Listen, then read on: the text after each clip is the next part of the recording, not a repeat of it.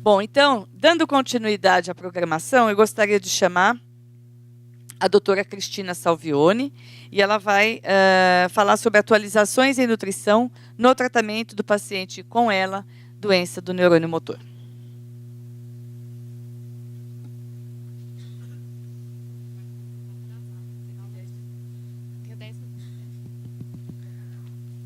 Bom dia. Estão me dizendo que eu tenho 10 minutos para dar aula. É assim, a gente entra depois do lanche.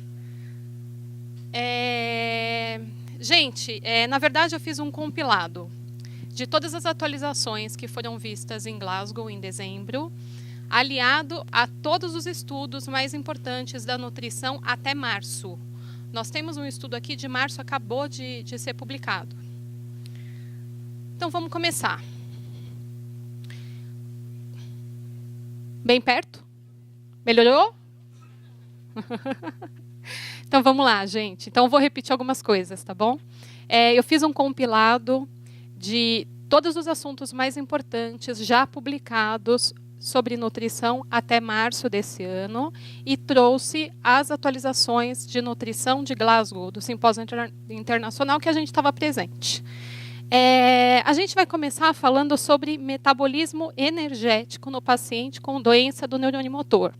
O que é mais importante entender e por que é que a gente percebe que existe uma alteração tão importante nesse metabolismo energético que isso por si só se correlaciona à evolução da doença. Para a gente entender alguma coisa sobre metabolismo energético, a gente precisa entender sobre homeostase energética. O que quer dizer isso? Tudo aquilo que a gente come, a gente precisa gastar, né? É a vida perfeita. Se eu como pouco, eu preciso gastar pouco e mantenho o meu peso. Por outro lado, se eu como muito, eu preciso gastar muito para esse peso ser mantido. Só que, será que no paciente com ela isso é verdade? Essa é a dúvida. Aqui eu trouxe algumas dúvidas para a gente pensar juntos. A alteração dessa homeostase energética do paciente com ela? Por que é tão difícil o ganho de peso desses pacientes? Há alterações metabólicas envolvidas? E, afinal de contas, por que é que esse peso precisa ser mantido? Por que é que eu busco o tempo todo o ganho de peso no paciente com ela? Sendo assim, o que a gente tem que entender? Quando a gente gasta muito, a gente tende a perder peso. Nos pacientes com ela, a gente encontra em torno de 55% de desnutrição. Por que em torno de 55%? Porque depende de qual é o método que eu utilizo para avaliar esses pacientes e de que doença do neurônio motor eu estou falando. Tá? Quais são as causas dessa perda de peso? Atividade motora dificultada, então, para atividades básicas, comer, andar de um lado a outro, eu tenho um gasto energético maior. A gente pode falar sobre o hipermetabolismo, que a gente vai discutir muito, e sobre essa disfagia. Será que esse paciente com ela, ele come realmente menos e por isso perde peso? A gente teve um estudo que não confirmou essa hipótese. Na verdade, esse estudo controlou um número grande de pacientes por 6 meses. E o que foi visto nesse estudo? Que os pacientes, mesmo sob vigência de consumo energético adequado, esses pacientes tinham uma perda de 2 quilos de massa muscular em 6 meses. Ou seja, mantendo a ingestão alimentar dentro daquilo recomendado, e na verdade esse estudo mostrou até muito mais do que o recomendado, pelo menos 130 calorias a mais, esses pacientes ainda tiveram uma perda de 2 quilos de massa muscular pura em 6 meses. Então o que é que está acontecendo? Se não é baixa ingestão alimentar, é gasto? Esse paciente está gastando mais? Ao bom tempo, olha lá, eu fiz um compilado aqui desde 96. Se sabe que os pacientes apresentam um hipermetabolismo. Eles gastam mais energia. E isso foi confirmado tanto para pacientes com ela esporádica quanto com ela familiar. O que é esse tal desse hipermetabolismo? Aquele balanço energético que a gente acabou de discutir está alterado. Esse paciente tende a gastar mais energia. E ele gasta muito mais energia. Em repouso, a gente já sabe que esses pacientes gastam pelo menos 30% a mais de energia, parado, tá? Entre 50% a 60% dos pacientes com ela, esse gasto é visto. Quais são as causas? O que é que a gente sabia disso? A gente sabia que essa respiração, esse trabalho respiratório aumentado contribuía com esse hipermetabolismo. A gente sabia que quando o fisioterapeuta indica o uso da ventilação e o paciente não faz uso, isso contribui para esse gasto. Alterações mitocondriais poderiam estar envolvidas nesse aumento desse gasto. Cãibras, fasciculações, que são aqueles tremores de pele, isso por si só contribui para esse hipermetabolismo. Mas o que é que a gente sabe agora sobre isso? A gente sabe que há alterações hormonais envolvidas, que há alterações no hipotálamo também. Então vamos falar sobre alterações hormonais. Para a gente entender um pouco sobre alterações hormonais, eu quero que vocês entendam aqui sobre dois hormônios específicos, a leptina e a adiponectina. De forma resumida, as pessoas acima do peso apresentam concentrações maiores de leptina. Já as pessoas mais magrinhas apresentam concentrações maiores de adiponectina. E será que os pacientes com ela têm alteração nesse equilíbrio desse hormônio? O que é que foi visto? Para pessoas sem a doença, quem tem maior concentração de leptina no sangue, ou seja, para as pessoas mais gordinhas, a gente tem um risco menor de desenvolver a doença. Para as pessoas mais magrinhas, ou seja, que tem uma concentração maior de adiponectina, estas pessoas, por serem magrinhas, apresentam um risco maior de desenvolver a doença. Né? Então, aqui, a aula de hoje está muito boa, né?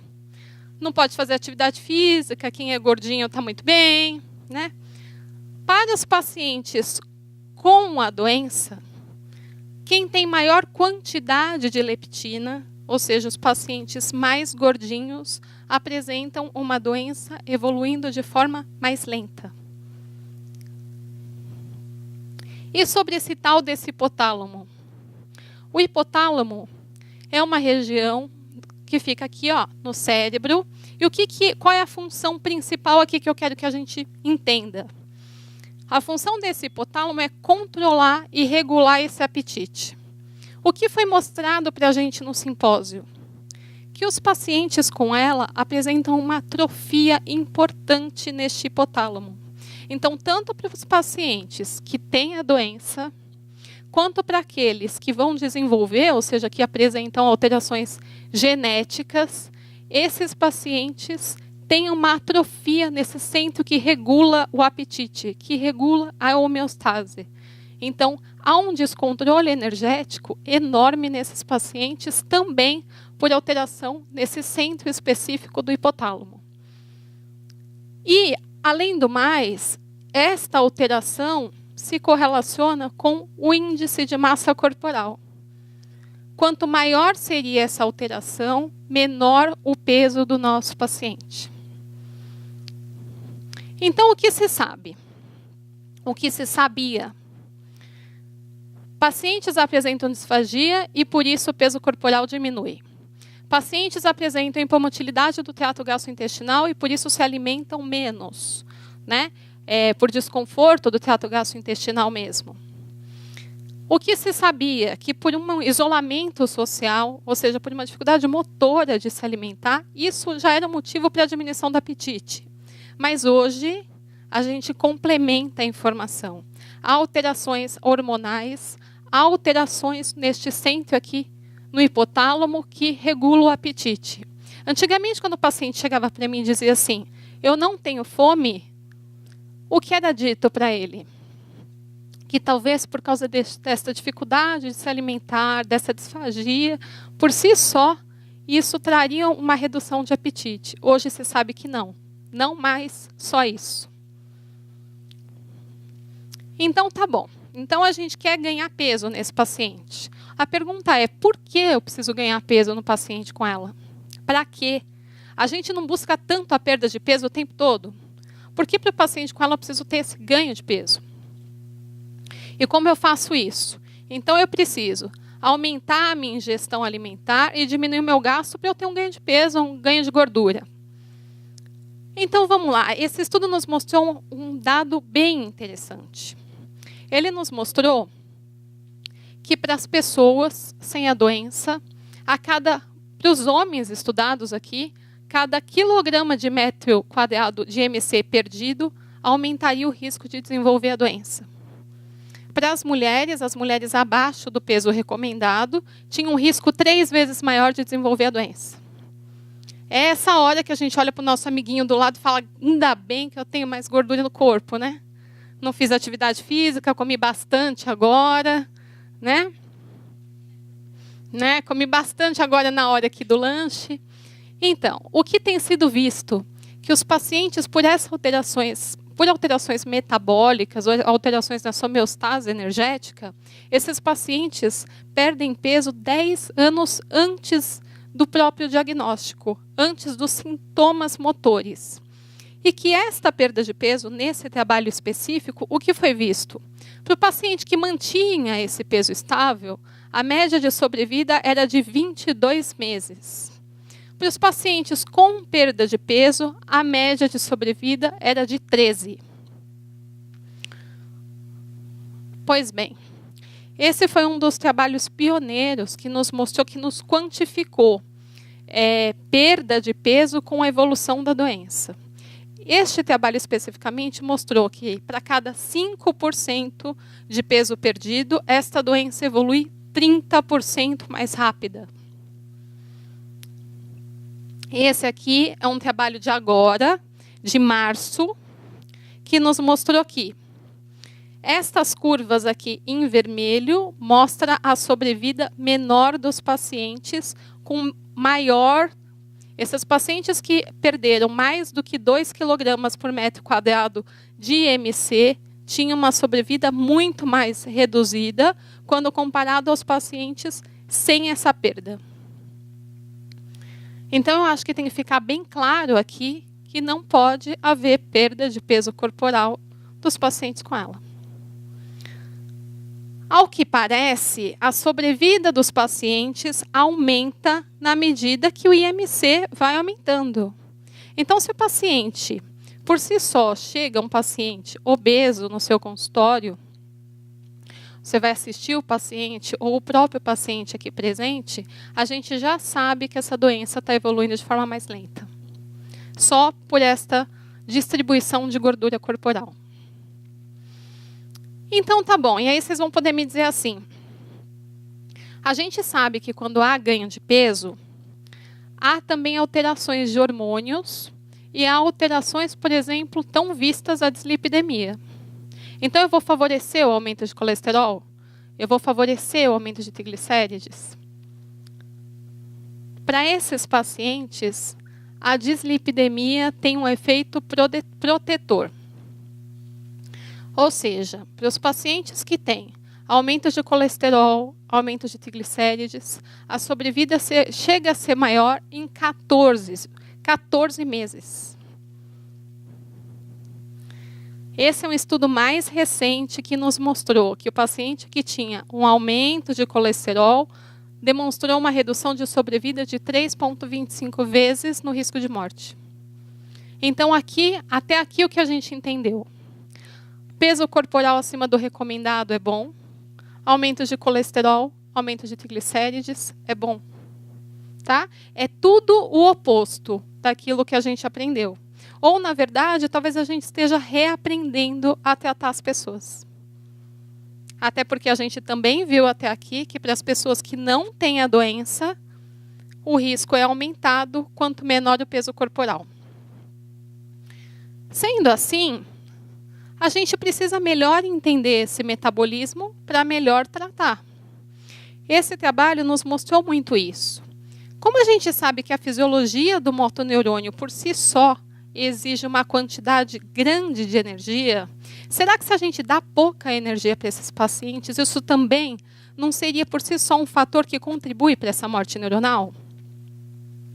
Possivelmente. Lá, um tempo atrás, a gente já viu que dieta hipercalórica em modelos animais traria um aumento de sobrevida nesses modelos animais. E aí começou a se estudar essa dieta hipercalórica também nos pacientes com ela. Esse foi um trabalho, um dos primeiros trabalhos que nos mostrou que a nutrição enteral, ou seja, nutrição por sonda, hipercalórica, trazia benefícios para os pacientes. Então, aumentar a ingestão energética em calorias traria benefícios. Sendo assim, a gente quer dar mais caloria. Mas a gente quer dar caloria a mais às custas de quê? Mais carboidrato? Cada grama de carboidrato a gente tem 4 calorias. Tá? Cada grama do seu pão, 4 calorias. Cada grama de uma proteína do seu bife, 4 calorias. Cada grama do teu óleo que você tempera a tua salada, 9 calorias. Então fica fácil entender porque é que os cientistas estão buscando entender o papel dessa gordura para esse paciente. Tanto por tudo aquilo que a gente já conversou até agora, quanto pelo poder calórico do óleo, das gorduras. Sendo assim, em Dublin foi mostrado esse suplemento que, na verdade, é um módulo de gordura. A gente já suplementa esses pacientes. Diversos pacientes nossos fazem uso desse suplemento. E é bem verdade o que a doutora Adriana falou. A gente não está tão distante assim do tratamento das pessoas de fora. Isso dá um conforto. E aí, mostrar este suplemento, que é vendido, inclusive aqui no Brasil, faz com que todo mundo queira, porque eu comecei a ver, todo mundo levantou o celular. Faz com que vocês tenham que sair daqui e já comece a buscar na internet o que é que vale suplementar. Não, não. A gordura tem um papel protetor na doença, é fato, mas não é só a gordura. Quando a gente aumenta o peso corporal de um paciente com ela, eu aumento a quantidade de gordura, o que dificulta a atividade de vida diária. Então, tudo tem que ser pensado. Pensando nisso, a gente levou alguns trabalhos para Glasgow, e um deles, que nossa equipe tem estudado, é essa alteração de composição corporal do paciente com ela e o quanto isso melhoraria a sobrevida. Quanto de gordura tem que ter no corpo, mas também não só quanto de gordura, quanto de massa muscular. Para entender melhor isso, o que é que eu devo prescrever para o nosso paciente? É tudo. É tudo. O que a gente precisa entender é quanto de carboidrato e quanto de gordura. Porque já está bem claro que porque a gente está tratando uma doença que tem um estresse metabólico bem importante, esses pacientes têm uma perda de massa muscular evidente, que faz com que eu precise prescrever uma dieta também hiperproteica. Se eu pensar aqui só em quantidade de gordura, eu esqueço todo o resto. Tá? Então, a suplementação com gordura, hoje tem sido vista como um dos estudos aí que eu acho que traz algumas respostas para a gente, mas não pode ser só ela. Vale também lembrar que frutas e verduras atuando como antioxidante traz uma resposta em sobrevida. Já há estudos que nos mostram que os pacientes que comem maior quantidade de frutas e verduras também têm uma sobrevida aumentada. Parece que a nutrição tem um papel central no tratamento dessa doença. Pensando nisso, para a gente finalizar esta primeira parte da aula, algumas coisas têm que ficar claras. Peso corporal aumentado é positivo. Dislipidemia tem um fator positivo. Há alterações no hipotálamo, a gente já sabe disso, e por isso há um descontrole nesse centro de apetite. Dieta hipercalórica se mostra hoje ser um caminho para estudos, é promissor, mas essa prescrição precisa ser individualizada. Tá? Mudando um pouquinho de assunto, nós tivemos uma aula sobre intestino. né? Quem diria a gente ter uma aula sobre intestino no Simpósio Internacional, que mostrava este slide aqui, que nos dizia que tudo inicia pelo intestino. Todas as doenças podem se iniciar pelo intestino. O que a gente precisa entender? O que é essa tal dessa microbiota intestinal? No intestino, a gente tem uma quantidade de bactérias boas, que nós chamamos de comensais, apatógenas, e uma quantidade de bactérias ruins, patógenas. Estas bactérias precisam viver em equilíbrio. Nós chamamos isso de simbiose. Quando há um desequilíbrio entre a quantidade de bactéria ruim, mais alta, e a quantidade de bactéria boa, mais baixa, nós chamamos isso de disbiose. Para que servem essas bactérias nesse intestino? Fatores imunológicos, influência nesses processos metabólicos, produção de vitamina, melhora de função intestinal e previne vários tipos de doenças. O que é que causa essa disbiose? Fumo, estresse, má alimentação, tudo isso pode estar causando uma alteração nessa quantidade de bactérias. Uso de antibióticos. Sendo assim, o que é que hoje tem sido foco de pesquisa? Esse eixo aqui, ó, intestino-cérebro. Parece que as pessoas que apresentam uma disbiose faria com que houvesse translocação bacteriana, ou seja, as bactérias migrariam para esse sistema nervoso central, podendo causar doenças neurológicas. E o que isso tem a ver com o paciente com ela?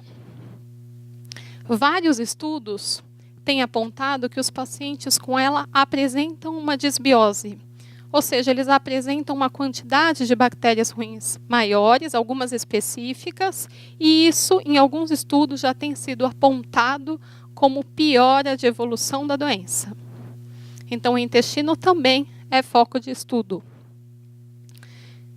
É claro que mais pesquisas ainda são necessárias para que a gente entenda melhor se a disbiose tem sido causada pela doença ou a doença sido causada pela disbiose. Mas é fato que a gente sabe que os pacientes com doenças neurológicas tendem a apresentar uma disbiose. Até porque, falando especificamente do paciente com ela, o que é que acontece no intestino desses pacientes? A primeira coisa que acontece é a constipação intestinal. Os pacientes tendem a relatar que esse intestino está mais preso, por diversos fatores. Aqui, pensando especificamente na questão nutricional, esse paciente tende a consumir menos fibras, menos probióticos e ter uma má hidratação. Por quê? Por causa da disfagia. Fica muito difícil a gente orientar o consumo real, né, a prescrição de água com paciente disfágico. Também fica muito difícil orientar a quantidade de alimentos ricos em fibras para os pacientes que apresentam disfagia. E aí é papel do profissional nutricionista a prescrever módulos. A gente já tem módulos de fibras, a gente tem módulos de probióticos, e a gente precisa trabalhar com a fono para prescrever espessante. Tá? Então, de uma forma ou de outra, a gente consegue melhorar a hidratação. E falando sobre hidratação, a doutora Adriana trouxe também alguma coisa sobre isso. A hidratação hoje também se correlaciona com sobrevida. Esse estudo quis correlacionar o quanto a hidratação quanto o comportamento de baixo consumo hídrico poderia impactar na evolução dessa doença. Não é um estudo tão recente, eu já apresentei em algumas aulas, até porque, na verdade, esse estudo foi publicado recentemente, mas nós já sabíamos disso de um congresso que a gente participou em Orlando. O que é que esse estudo mostrou? Um dado muito interessante. Primeiro, 20% dos pacientes tinham baixo consumo hídrico. Certamente, se esse estudo fosse replicado aqui no Brasil, esse consumo seria muito maior, essa quantidade de pacientes. A gente tende a consumir menos água, seja por fatos da disfagia, pelo próprio fato da disfagia para o paciente com ela, seja por hábito, a gente consome menos água. E olha só o que ele mostrou. a sobrevida desses pacientes que consumiam menos água foi 2 vezes menor quando comparado aos pacientes melhor hidratados. Tá? Como hoje se prescreve água? A gente costuma prescrever em torno de 30 a 35 ml por quilograma de peso. Tá? Então, aqui trocando em miúdos, para um paciente de 70 quilos, vezes 30, em torno de 2,1 litros. É fácil consumir 2,1 litros de água? Não, né? Até porque, quando eu pergunto para o paciente quanto de água ele consumiu, ele fala assim para mim, água, 1 copo, né? Mas assim, Coca-Cola, leite, né? Eu consumo vários, não muito. Não, esse estudo quis dizer água. Eu costumo dizer que a gente não lava roupa com suco, com leite, tá? Então, a hidratação com água. Também vale fazer uma observação para que todo mundo não saia prescrevendo alto volume de água. Quando a gente tem um paciente com uso de dieta interal, cada litro de dieta interal, por exemplo, uma dieta interal 1,2, 80% disso é água. Ou seja, se um paciente estivesse em uso de 1 litro de dieta interal, a gente teria aqui 2,1 litros menos 800 ml de dieta interal, né? Esse é o cálculo que seria feito. Até porque hiperidratar faz com que a gente tenha perdas de eletrólito, sódio, potássio. Então, a orientação não é hiperidratar, é hidratar na quantidade adequada. E aí, não dá para falar de água sem falar de via alternativa de alimentação. Até porque a gente sabe que o paciente vai evoluir para a disfagia e, né, fatalmente, a gente não consegue atingir a recomendação por via oral. Como é que se indica essa tal dessa via alternativa de alimentação? A gente tem 3 critérios e eu costumo dizer que a indicação da via alternativa de alimentação para o paciente com ela é um dos critérios mais interdisciplinares que existem. Para o profissional nutricionista, a gente avalia a perda de peso. O paciente perdeu 10% do peso nos últimos 3 meses. Isso é um indicativo de que esse paciente precisa de via alternativa de alimentação. Se a gente está falando do profissional fonoaudiólogo, uma disfagia moderada indica que esse paciente precisa de via alternativa de alimentação. Para os fisioterapeutas, eles avaliam a capacidade vital forçada. Provavelmente a doutora Simone e o doutor Eduardo devem falar disso daqui a pouco. Em torno de 50% do predito é um indicativo de que esse paciente precisa de via alternativa de alimentação. Vejam, eu não quis dizer e não disse que os 3 critérios associados são indicativos. Qualquer um deles, hoje, é indicação dessa via alternativa de alimentação. Aqui, só para lembrar que o paciente abaixo de 30% de CVF tem um risco, principalmente quando a gente está falando dessa via alternativa de alimentação, feita por endoscopia, que é a gastrostomia endoscópica percutânea. Por isso, hoje, a indicação dessa via alternativa de alimentação é quanto mais precoce possível. E aí, eu trouxe esse estudo para vocês, que avaliou aí, 345 pacientes, em relação à gastrostomia. O que é que eles nos mostraram? Que o paciente que tem, quanto maior é a perda de peso, desde o diagnóstico até o momento da gastrostomia, pior seria a sobrevida desse paciente. Mostrando também que a gente precisa indicar isso de forma precoce. Mas ele não mostrou só isso. Ele mostrou que, se essa perda de peso for maior que 10%, desde o diagnóstico até a gastrostomia, para este grupo avaliado, 82% desse grupo continuou perdendo peso. 14% mantiveram e só 4% ganharam peso. De forma geral, ou seja, para todo o grupo avaliado, tanto que perdeu mais peso quanto que perdeu menos, 50% dos pacientes continuaram perdendo peso depois dessa via alternativa de alimentação.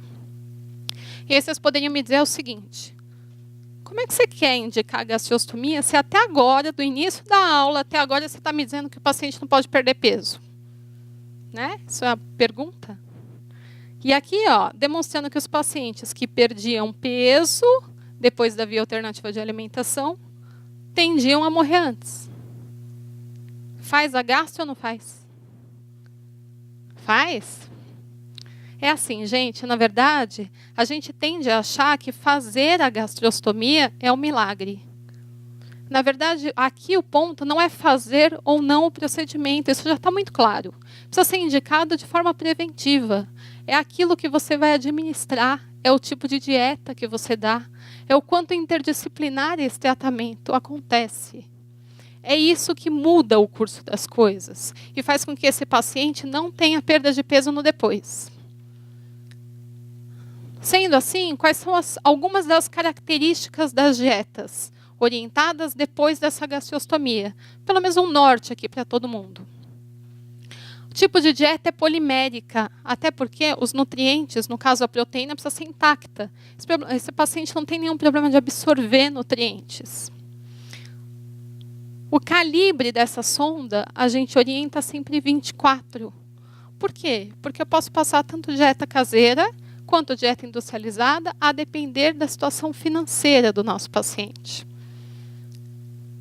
A dieta está bem claro, tem que ser uma dieta hipercalórica, hiperproteica, com fibras, mas claro que esta hipercalórica precisa ser com evolução individual.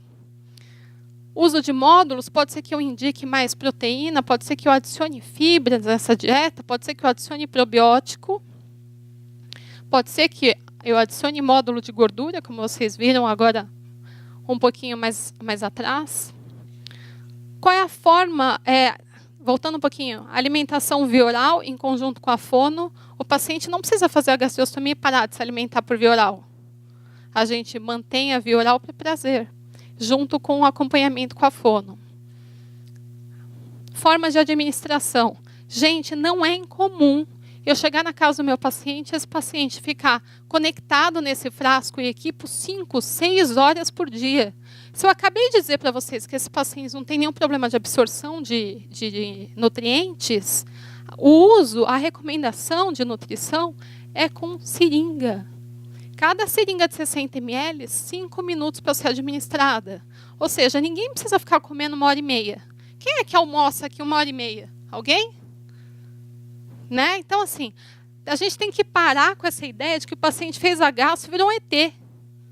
Né? É assim, não tem problema de absorção, essa dieta pode ser passada de forma mais rápida. E posicionar esse paciente para não ter risco de broncoaspiração, ou sentado ou semi-sentado a 45 graus. Sendo assim, só para finalizar, muito foi falado sobre o tratamento multidisciplinar dos pacientes. Diversas aulas nos mostravam gráficos como esse, que mostrava que o paciente que era tratado por uma equipe multidisciplinar e especializada vivia mais e vivia melhor. Eu diria para vocês que a experiência me mostra que a gente precisa tratar de forma interdisciplinar. Não adianta nada ter nutri, ter médico, ter fono, ter físico, mas as pessoas não se falar. Essa equipe precisa estar coesa, junto.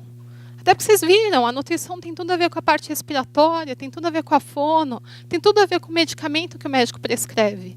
Então, a gente precisa estar se falando o tempo todo. O tratamento é inter. Tratar um paciente com ela requer todo mundo, mas mais do que todo mundo, requer muita comunicação. Tá?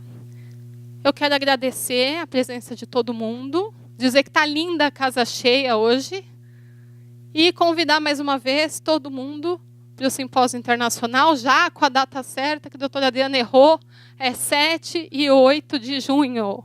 Tá bom? Obrigada.